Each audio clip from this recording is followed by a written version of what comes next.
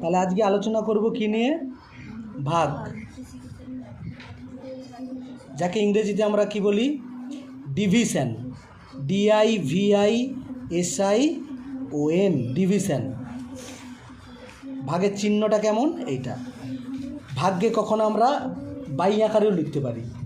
ভাগকে আমরা বাই বোঝালেও ভাগ বোঝায়। আমরা যখন কোনো কিছুর ভাগ করব তার আগে আমাদের 1 থেকে একদম 9 পর্যন্ত নামতা, অর্থাৎ একের নামতা করার দরকার নেই। বাকি 2 থেকে 9-এর নামতা জানলেই যত বড় ভাগ হোক না কেন করা সম্ভব হবে।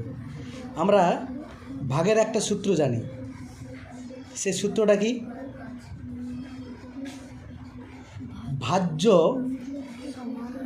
ভাজ্য সমান ভাজক গুণিতক ভাগফল যুক্ত ভাগশেষ। তাহলে আমরা ভাজ্য কাকে বলবো?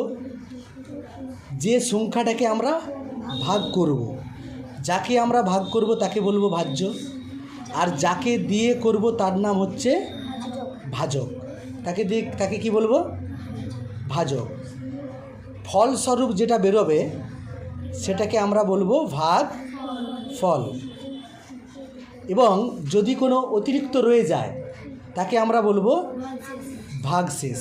তাকে কি বলবো?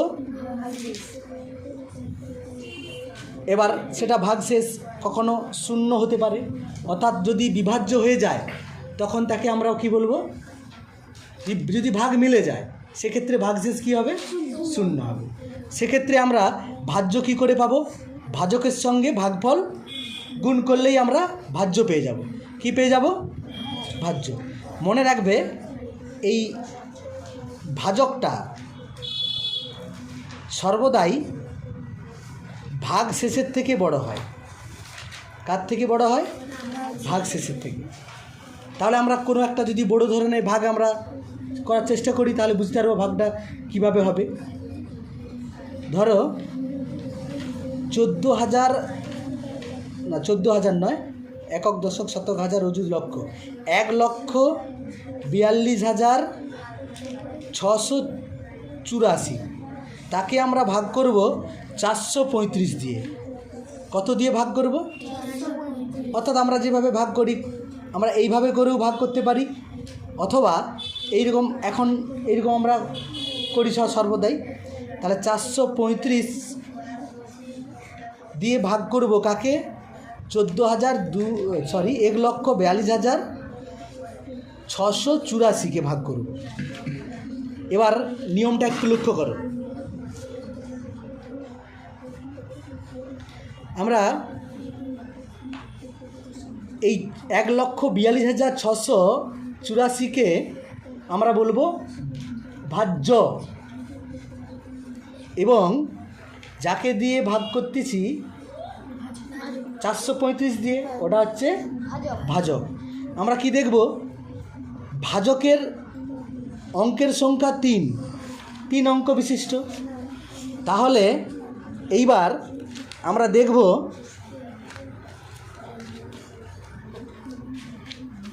এই ভাজ্যের 3 ঘর। ভাজ্যের 3 ঘর নিলে 142 ছোট হয়ে যাচ্ছে, অর্থাৎ আরও 1 ঘর নিতে হবে, অর্থাৎ 4 ঘর পর্যন্ত নিতে হবে। 4 ঘর নিলাম আমরা। এইবার আমরা সর্বদাই বাম দিকের একটা অঙ্ককে ছেড়ে দেব। তাহলে 4 ছাড়লাম, বাকি 3 আর 5 2 ঘর। এই 4 ঘরের মধ্যে 2 ঘর বাদ দিলাম।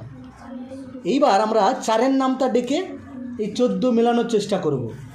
তাহলে 4-এর নামটায় 4-3 12, 4-4 16 বেশি হয়ে যাচ্ছে। তাহলে অবশ্য আমরা এই 435কে আমরা 3 দিয়ে গুণ করে দেখে নিতে পারি।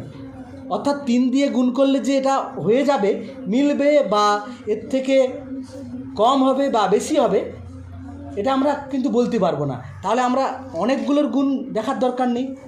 একবার 3 দিয়ে, একবার 4 দিয়ে, একবার 5 দিয়ে গুণ করার দেখার দরকার নেই। তাহলে আমরা সরাসরি বেছে নিলাম কাকে? 3। কী করে? আমরা এপাশে 35কে বাদ দিলাম, এপাশে 26-এর জন্য 2 ঘরের জন্য। আর বাকি এর 2 ঘরটা এই 4-এর জন্য 4-এর নামটা ডাকলাম 4 3 12, অর্থাৎ তাহলে 3 দিয়ে 3 5 15 5 হাতলে 1, 3 3 9 1 10 0 হাতলে 1, 4 3 12 1 13।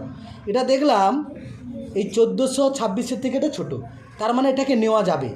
অবশ্য বড় হলে নেওয়া যাবে না, মিলে গেলে চলবে কিন্তু বড় হলে নেওয়া যাবে না। তাহলে বিয়োগ করব আমরা। ভাগ মানে ক্রমশ বিয়োগ, গুণের ক্ষেত্রে ক্রমশ যেমন যোগ হয়, ভাগের ক্ষেত্রে ক্রমশ কী হয়, বিয়োগ। তাহলে 1 2 1, আমরা 1 ঘর আমাদের সুযোগ আছে, আমরা 1 ঘর নামানোর, 1 ঘর নামাবো, 8 নামালাম। একইভাবে এই 35-এর 2 ঘর, এরও 2 ঘর বাদ দিলাম, তাহলে রইল 12। তাহলে 4 3 12 পুরোপুরি মিলে গেলে, যদি না ডান দিকে শূন্য থাকে, পুরোপুরি মিলে গেলে সেটা নেওয়া যাবে না। অর্থাৎ 4 3 12 নেওয়া মানে এই দেখেছো 4 3-এর নাম করে, তার মানে তার আগেরটায় পুরো মিলে গেলে ওটা হবে না, কারণ তাহলে এদিকে শূন্য থাকতে হবে, এই যে 4-এর পর 2 ঘর শূন্য থাকতে হবে, তাহলে কিন্তু হবে। কিন্তু আমরা দেখলাম 35 আছে, তাহলে পুরোপুরি মিলে গেলে 3-এর দেবো না, তার মানে এটা কিসে যাবে, তার 1 ঘর আগে কি 3-এর আগে কে আছে 2, তাহলে 5 2 কত 10-এর 0, হাতে রইল 1, 3 2 6 কে 7, 4 2 8, অর্থাৎ 870 বসাবো। এবার বিয়োগ যেমন করতে হয় প্রত্যেক স্টেপে, 8 7 4 11, এটা আমরা ধার নিয়েছি 11, 8 3 11। এবার নামানোর সুযোগ আছে 1 ঘর, আমরা যদি কোনো কারণে 2 ঘর নামিয়ে দিই, অর্থাৎ যদি এটা ছোট হতো এর থেকে, এই ধরো 1218, এটা যদি 435 আছে এখানে, কিন্তু যদি এখানে ছোট বেরোতো সেক্ষেত্রে 2 ঘর নামাতে হতো। তাহলে যখন 2 ঘর নামাবে 1 ঘর তুমি সুযোগ পাবে, কিন্তু যখন 2 ঘর নামাবে একটা ভাগফলে কী দিতে হবে 0। তাহলে প্রথম ভাগফলে আমরা 3 দেবো, তারপরে কী দেবো 2। এইবার আমরা একইভাবে এরকম 2 ঘর বাদ দেবো 84, এই 35-এর জন্য 4-এর নামটা ডাকবো।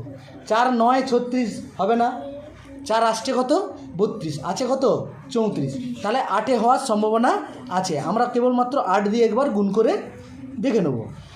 তাহলে 8 5 40-এর 0, হাতে 4, 8 3 24, 4 28, হাতে 2, 8 4 32, 2 34, হলো কত 3480, কিন্তু আছে 3484, অর্থাৎ তাহলে যাবে। দেখো আমাকে বেশি গুণ করতে হচ্ছে না, আর এই প্রসেসটা যদি না অবলম্বন করো সেক্ষেত্রে কী হবে, ওরকম অনেক সংখ্যায় গুণ করে করে তোমাকে দেখতে হবে। তাহলে গণিতের তো পরীক্ষা একটা টাইম থাকবে নির্দিষ্ট, তাহলে কম সময় ভাগ করতে গেলে কিন্তু এই জিনিসটা ফলো করতে হবে।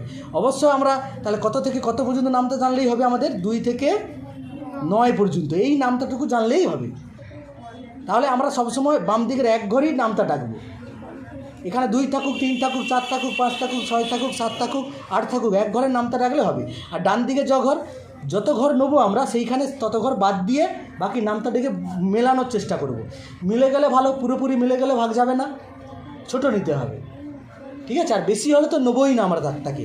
তাহলে আমরা কত নিলাম 8, 8 দিয়ে বসানো 3400 কত 80, বিয়োগ করলে আমরা কত পাবো কেবল 4। তাহলে এইটা হচ্ছে ভাগ শেষ। এটা তাহলে কি বলবো আমরা, ভাগ ফল, আর এটাকে বলবো আমরা ভাগ শেষ, আর এটা হচ্ছে ভাজক, এটা হচ্ছে ভাজক, এটা হচ্ছে ভাজ্য, এটা হচ্ছে ভাজক। বুঝতে পেরেছ? একই রকম যত বড়ই ভাগ হোক না কেন, আমার সেই যত বড় সংখ্যা হোক না, সেই বড় সংখ্যার নামটা ডাকতে হবে না, আমাদের এই বাম দিকের সবচেয়ে 1 অঙ্কের সংখ্যার নামটা জানলেই হবে। অলরেডি আমরা ছোটোবেলা থেকে এই 2 থেকে 9 পর্যন্ত নামটা শিখেছি। এইভাবে করে যত বড় ভাগ হোক না কেন আমরা সবাই করতে পারবো।